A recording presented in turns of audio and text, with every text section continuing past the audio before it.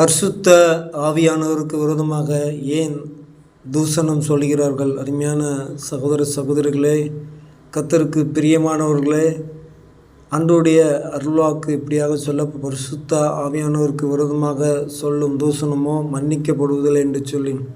அப்போ பரிசுத்த ஆவியானவர் ஒரு மனுஷனுக்குள்ளாக இருக்கும்போது அவர் அந்த மனிதன் எப்பேற்பட்ட பாவத்தில் இருந்தாலும் சரி, அந்த பாவத்தின் விளைவாக கடந்து வந்த அந்த மனிதனை சீர்படுத்தி சிறப்படுத்தி என்ன செய்வார்னா, கிறிஸ்து இயேசுக்குள்ளாக நிலைநிறுத்த அந்த பரிசுத்த ஆவியானவர் உதவி செய்கிறார். ஆனால் அப்படிப்பட்ட பரிசுத்த ஆவியாருக்கு விரோதமாக இன்னைக்கு தூஷணம், தூஷணமான காரியம், அதாவது அவர் மேலே வீணான பழிமொழிகளை சொல்லி பழி சொல்லுகளை சொல்லி இன்றைக்கு என்ன செய்தாங்கன்னா ஏமாற்றி கொண்டிருக்கிறார்கள். அருமையான சகோதர சகோதரிகளை, அப்படிப்பட்ட பரிசுத்த ஆவியாருக்கு விரோதமாக பாவம் செய்தால் அது மன்னிக்கப்படுவதில்லை.